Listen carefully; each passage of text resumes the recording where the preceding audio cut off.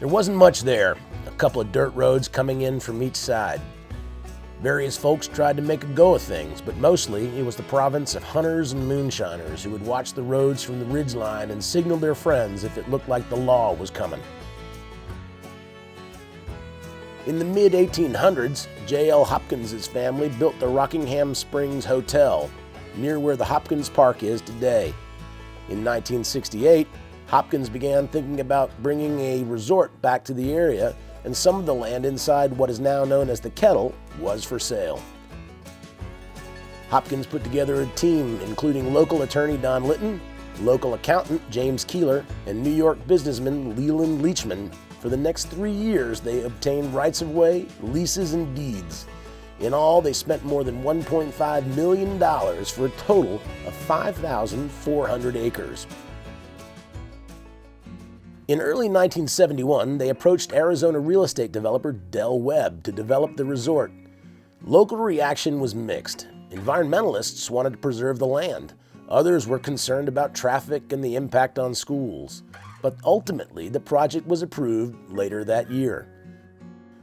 Skiing and golf were always part of the vision, but Del Webb was primarily a property developer, and house lots sold, boosted by the promise of the amenities.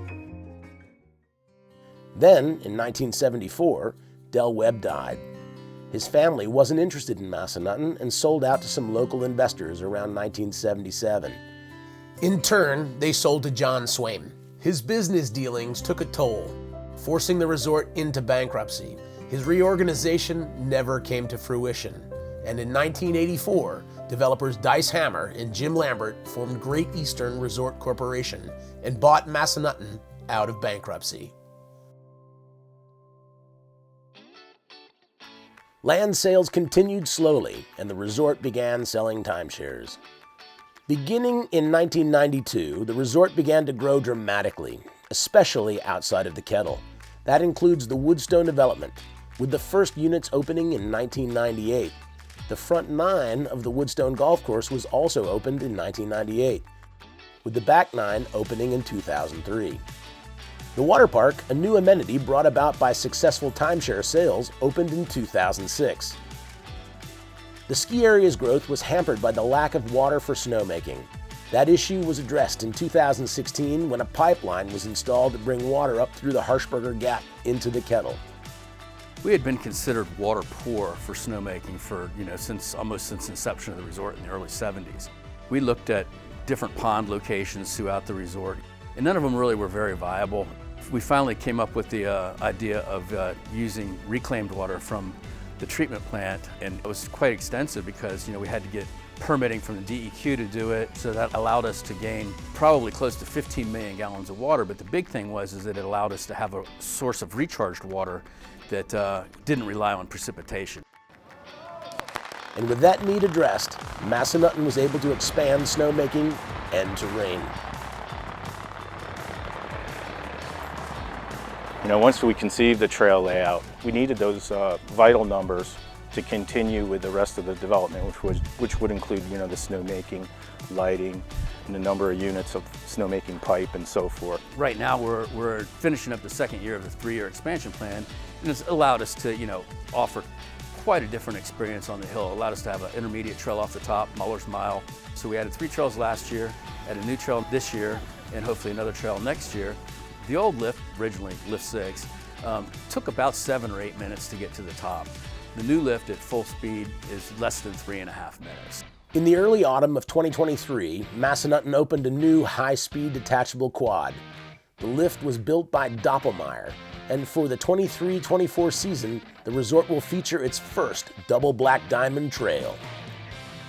The feel of the new terrain is very similar to the rest of the mountain. It's close to the original master plan and designed by the same company.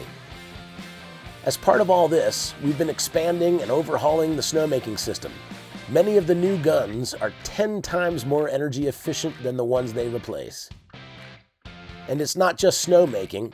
Massanutten has centered its growth on energy conservation and responsible stewardship, replacing old lighting with LEDs, installing solar generating equipment, and it's working on converting part of its fleet to electric vehicles. And Massanutten is still a work in progress. A new mountain coaster will open next year. Soon, the water park will be expanded, connected with a new hotel. The resort has gained approval for 2 exciting new real estate development projects, an active adult community and Massanutten Station, which will feature a mixture of single-family and employee housing, retail developments, and an array of new offerings, including pedestrian and bike trails throughout to better serve the community. It's been over 25 years since our company had anything to do with the residential development around Massanutten. And we're very excited to be going back into that area of development. We'll keep doing every single thing we currently do, but this area of expansion will actually enhance everything we're doing. I'm so glad that you asked about who we want to thank. That has been a part of our success. And first, we have to thank our customers, and whether it's our timeshare owners, it's our season pass holders, both at the ski resort and at the water park, and our close to 1 million guests that come through.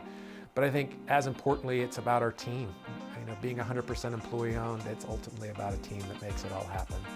And it's about our community, and whether that is the organizations that are around us, whether it's the county, whether it's our state delegates, whether it's our Chamber of Commerce, we know that we play a partner community and rely on the support of everyone to make it happen.